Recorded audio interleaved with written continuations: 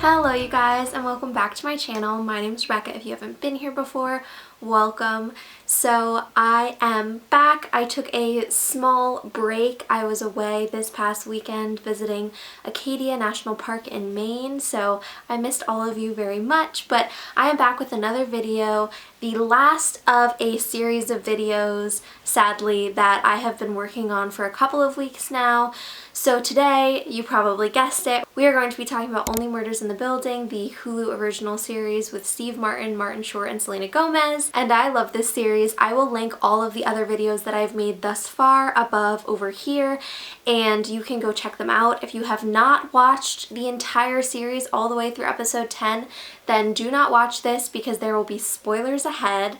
So you can go back and check out my other videos. I have videos on episodes 1 through 6, episodes 7 and 8, episode 9, and finally episode 10. So this video is going to be all about my final reaction to the ending of the series, what I think is going to happen in the next series, and some of the clues that have been left unanswered and unsolved in this last final episode. If you like videos like this, then make sure to go check out my Instagram account.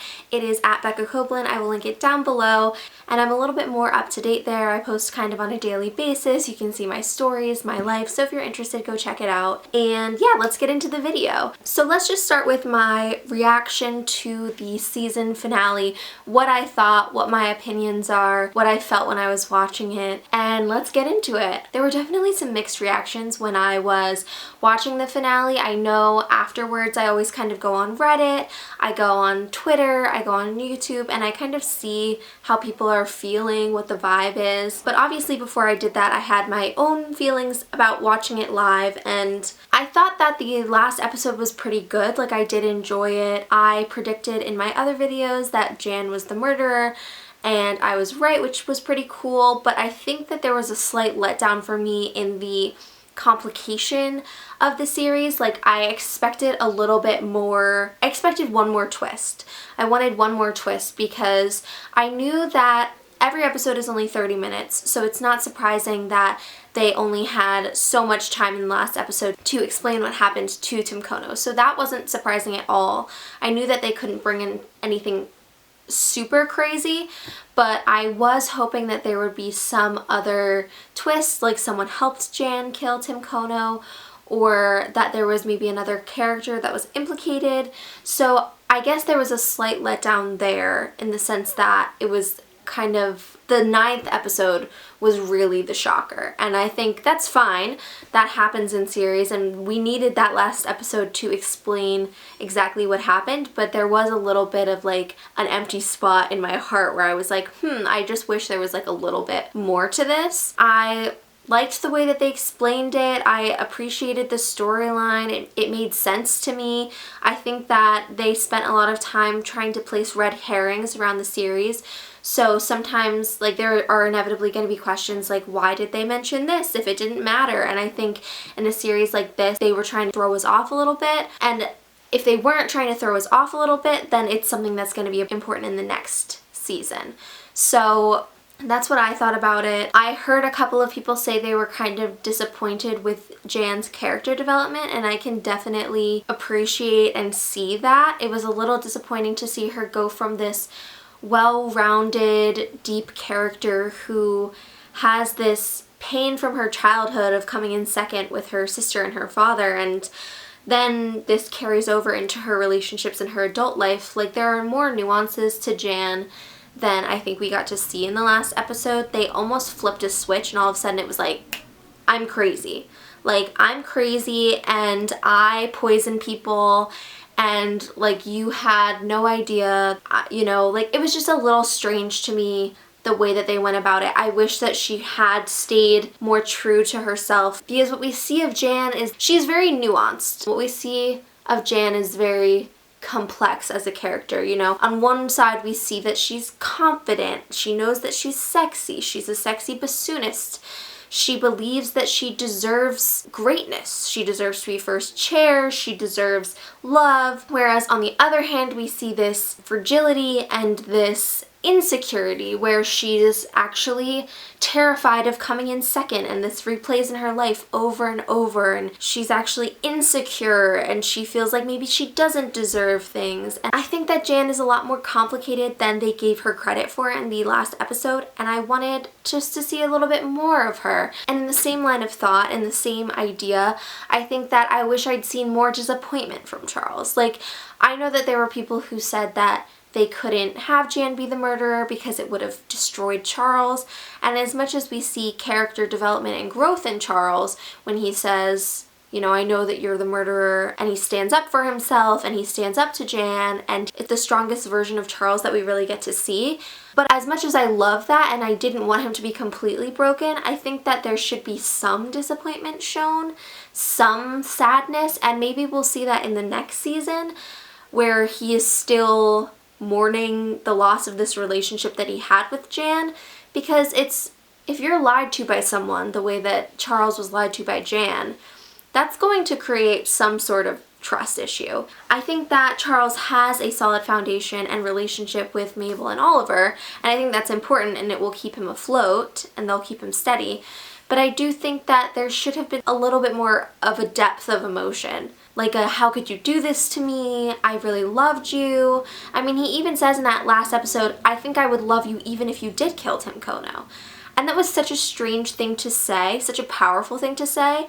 And then they just ignore it. They just move on. And all of a sudden he's like, I know you did it. And she's telling him the story. She poisons him and that's it. So there's some confusion there for me where I feel like the depth of emotion that Charles had in that scene was not enough for me. And the way that they portrayed Jan's character as just like this crazy person at the end didn't give me the fulfillment that I was looking for in the series finale. But on the bright side, I really loved the series. I loved the way that we got to pick up clues throughout the episodes.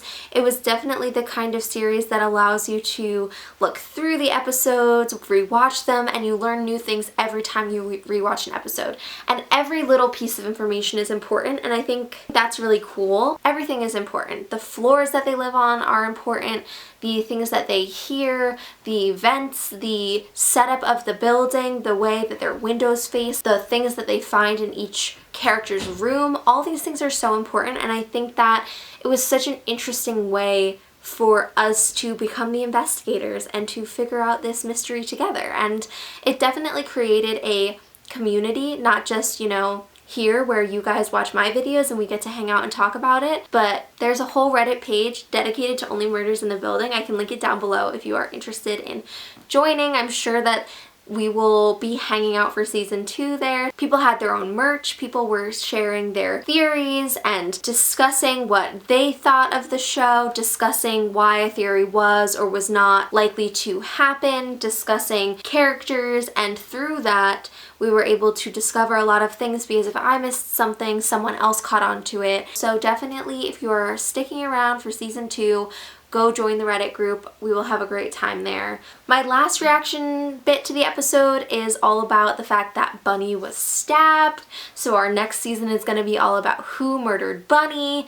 We have that little tidbit of information where Mabel says, congratulations Bunny, you're now the most hated bitch in the building. And this is almost like a perfect moment for us because we see that someone is setting something up. We see that they murder Bunny and then push her into Mabel's apartment. We see that they stab her with Mabel's knitting needle. We see that Mabel has just insulted her recently and that this could very well be a setup. So there's all of these things happening at the end of the episode that are, maybe that's the twist for us because we didn't know who was going to be murdered next, but we knew it was going to be someone.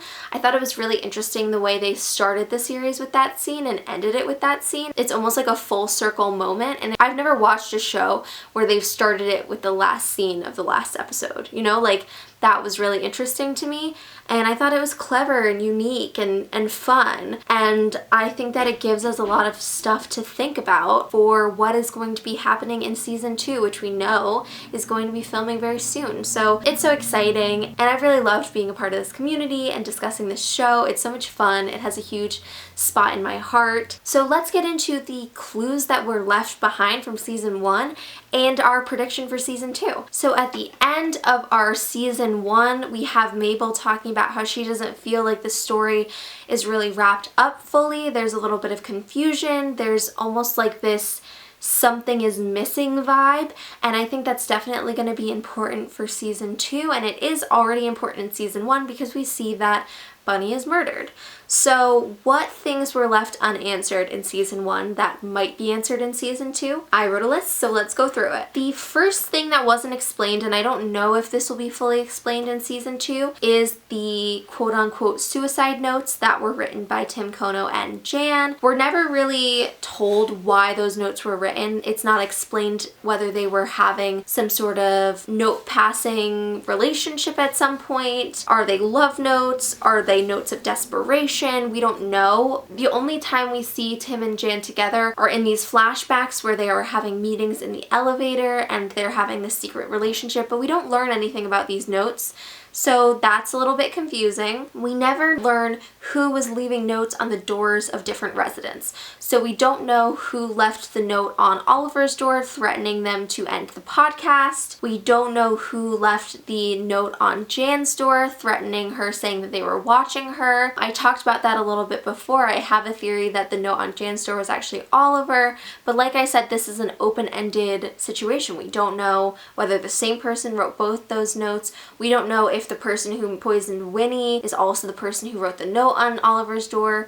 We don't know if Jan went in and poisoned Winnie and someone else wrote the note. So there's a lot of options that are open here. I think that the notes on the doors are going to play heavily into season 2. I think it's going to be an important aspect. That also leaves us with the question, who would have known about the podcast early enough to write those notes on the door and threaten Oliver? That handwriting is pretty clearly not Jan's handwriting, so I'm going to take a guess and assume that she did not write that threatening note on Oliver's door. So if Jan didn't do it, then who did? That's kind of the question that we have left here. And I'll come back to the notes and the door and how I think that's going to impact season 2. We have the lingering question of, are the police somehow involved in this? There are a couple of you who have pointed out that the toxicology report was delayed, that the phone that was Tim Kono's was never delivered to evidence, that someone possibly blocked this information and evidence within the police department. Who did that? Why would they do that? Is this going to be like a bigger, larger scheme than just,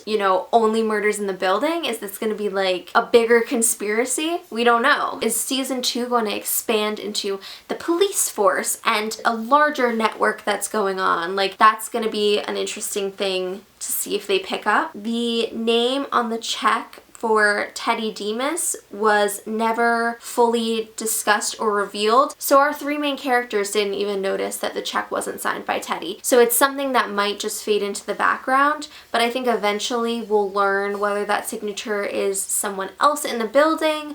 We'll learn whether that signature is important. Was it just a name that Teddy was disguising his business under, or was it someone relevant that we are going to meet in the future? We don't know yet. Another question we have is, what was the shoveling sound that was happening above Dr. Grover Stanley's apartment?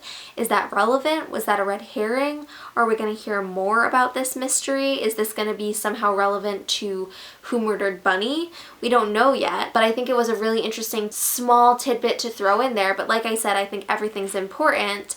And the fact that they never addressed that definitely leaves the opportunity for them to address it and connect it in season 2. The next question we have is, why does Jan keep deflecting away from the Demases? In episode 8 of season 1, we see that Jan is saying that the Demases did not kill Tim Kono, that the Demases are not responsible, that they should look elsewhere, that they should look at Howard, that they should look at Bunny. And the question still exists, why would Jan defend the Demases? Now, I had this theory early on, and it's something that could definitely still be possible, but is Jan Angel? Is Jan connected to the Demases? Was that why she was protecting them? Like, there's really not any information in the last episode that reveals anything to do with Jan having a relationship with the Demuses. So the fact that that wasn't revealed or talked about, there's the opportunity that someone else in the building is Angel. There's the opportunity that Jan is related to the Demuses. There's the opportunity that they actually have nothing to do with each other, but it's just so suspicious that she was defending them that it's confusing. There has got to be a reason why she was defending the Demuses. And some people theorize that maybe it was because she's the kind of murderer who wants people to know that she did it and she was trying to get some sort of recognition for it, but at the end of the day she was pointing the finger somewhere else. She wasn't just saying like, no, it's not this person, no, it's not this person, no, it's not this person. She was pointing the finger elsewhere. So that makes me think A, that she has something against Howard, something against Bunny, something against these other people who she was suggesting, and B, that she has something for the Demuses, that she has some sort of connection to them, whether she's Angel, related, we don't know yet, but I'm excited to see how that plays out in season 2. The next question I kind of still have is, if Jan stabbed herself, wouldn't there have been some sort of trail of blood to where she stashed the knife? I am still suspicious that someone else stabbed Jan. I might just be holding on to this for no reason. Like in the next season they might not reference it at all. I think that's the hard thing about the series, is that there are so many red herrings and so much information, and some of it is important and some of it is not important, and you don't really know how to separate what is and what isn't because they're mentioning it, some of it to just distract you. And at the same time there are things that may have been some quote-unquote movie magic. Like we see that the timing is sometimes off. So one minute we see that Theo is behind Mabel at the New Year's Eve party and people are saying, well, Theo couldn't have possibly pushed Zoe because he was behind Mabel. But then in the episode The Boy from 6B, we actually see that there was some movie magic there where he was behind Mabel, but he actually passes her, walks around her, and does have the opportunity to get all the way to Zoe. And in that episode, it's not necessarily exactly clear that time has passed, because when we see Mabel drinking the champagne, then we hear the scream almost right after, so it feels like those things happened right next to each other, but Theo actually had all this time to talk to Zoe, like have a full conversation with her. There's also the fact that Jan dropped that note off for Charles, and that was really quick. You know, she lives on the other side of the building across from him because he can see her through his window. She would have had to take the elevator up and then run all the way around the building to deliver that note that quickly. So it's a question of, was that some quote-unquote movie magic? And if that's the case, that's fine, but it's not always clear to us, the information that we're getting, whether it's movie magic. Like, we don't know, and that's a little bit difficult when we're trying to solve this mystery. So I guess that's kind of a little bit of an opinion about something that kind of maybe bothered me a little bit. I mean, it wasn't a big deal, it's just a little something that I noticed. And then the last question we have is, who stabbed Bunny?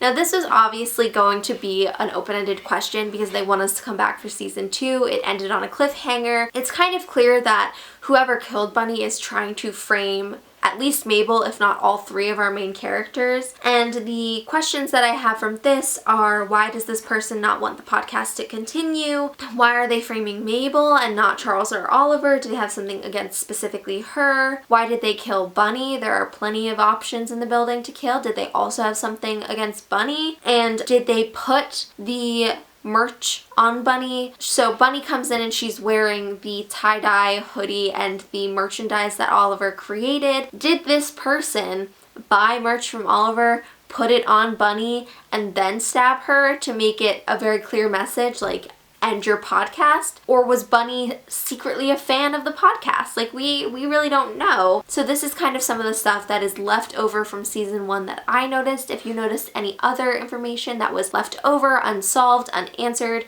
drop it down below so we can discuss it together. So now my predictions for season 2. So off the bat, I'm gonna make the claim that I think it has to be someone that we know from season 1. I don't think it has to be someone that we know super well. It could be Cinda Canning, it could be Poppy, it could be Uma, it could be Dr. Grover Stanley. So it doesn't have to be someone we know super well because they have plenty of time in the second season to develop the characters and let us like get to know them a little bit more. But I definitely think it's going to be someone living in the building or someone who is already in the series, even if they don't live in the building. I'm going to say that there are very few clues that we have. We have what we have left over from season 1, whether or not they're even going to continue that storyline. Are they going to bring the Demuses or Jan back? Are we going to see them again? Are we going to hear anything about them? That's all kind of up in the air, so we don't know. Let's talk about my theories for season 2. So I think that season 2 is going to be a continuation and connected to season 1 in the sense that we're going to learn that the black market jewelry dealer Angel is someone else. It's not the Demuses. Someone still exists in the building who is seeking revenge for the destruction of their black market jewelry business. So I think that that is going to kind of be the stage for season 2. We're going to be finding out who's Angel. There's going to be a little bit more discussion about how Jan and the Demuses are connected, but we probably won't really see them again. It's really going to be the pursuing of this new murderer, and I think that right now my best guess is that they are connected to the Demuses, that they are Angel, and that they want revenge for the destruction of their business. So I think that something that is going to carry over into the second season is the notes that were left on people's doors. I believe that the person who left the note on Oliver's door is the murderer for the next season. So whoever threatened Oliver and told him to end the podcast, I believe that they are going to be the murderer for season 2. I think that this person must have known about the podcast before it got popular, so that kind of narrows it down a little bit. And I think that the person would have known because the Demuses told them about the podcast, like, oh, this might be a problem for our business potentially, just look out for it. And this person decided to take matters into their own hands and write this threatening note saying, you better cut it out. So then I said that by the end of the season, the person was so frustrated with the success of the podcast and the fact that their jewelry providers had been taken down that they stabbed Bunny to frame Mabel and also to frame Oliver and Charles in some aspect, and so that they would all be arrested so that the podcast literally could not continue. I think that Jan confessed really quickly to Charles, and I think she will have some involvement with the Demuses, which will come out in the season 2 storyline when we finally figure out who Angel is and what their involvement was with the murder of Tim Kono, the murder of Bunny. So is it possible that they go back and say that someone else was involved with Tim Kono's murder, that Jan was just covering for them? I don't know. It is possible. Who is my best guess at who completed this murder? Who murdered Bunny? So off of little to no insight and very few clues, without any information so far, it's so hard because I really don't have a lot of information. Okay, I'm gonna say that Ursula killed Bunny. I don't know why, but she was one of the more suspicious characters in season 1, but she didn't get a lot of screen time, so I never really thought that she was, a part of Tim Kono's murder. But I think that it's gonna be one of those quieter characters who were there in season 1 but weren't super concentrated on that are going to end up being the murderer in season 2. So maybe it's not Ursula, maybe it's Dr. Grover Stanley, maybe it's Lester. We will see. Could it be Sting? Maybe. But I have one more theory because there are a lot of questions that come up with that first theory that I just had for season 2. And my biggest question is, if the person who threatened Oliver, who wrote that note and said, do not continue this podcast or I will end you, if that person is the murderer, which I suspect that they are, although I could be wrong, why would they go and murder someone? By murdering Bunny, they almost guarantee that there is going to be a continuation of the podcast. So it's really suspicious that the person who wanted the podcast to end would murder someone in an attempt to end the podcast. That gives them more to cover on the podcast. That extends the existence of the podcast. Now, one answer to this could be that they were framing Mabel on purpose and they figured that they could get them all put in jail and then the podcast could definitely end. But another theory that I have is that one of the fans, the super fans, actually murdered Bunny because they wanted the podcast to continue so badly that they decided to take matters into their own hands and murder someone else in the building so that the podcast could continue. So I think that would be a really fun switch up. I don't think it's very likely, but I think it would be a really great storyline to say, hey, the person who killed Bunny is actually a fan and they were so obsessed with the podcast that they took matters into their own hands and killed the person who was trying to evict their 3 faves, murdered the person who was trying to sabotage the podcast, because we know that Bunny wanted the podcast to end and wanted those 3 residents out. She wanted Oliver, Mabel, and Charles to be kicked out and evicted. So maybe a super fan said, I'm taking this into my own hands, and you know. So those are my 2 predictions for season 2. I am totally going to come back with more videos when season 2 rolls out, so stick around, subscribe. I make lots of other content. If there are any other TV shows, books, movies, whatever you want me to watch, check out, make videos about, then drop your suggestions down below. I love to hear them.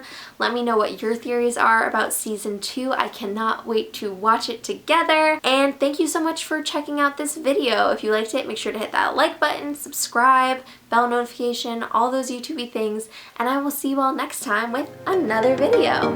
Bye!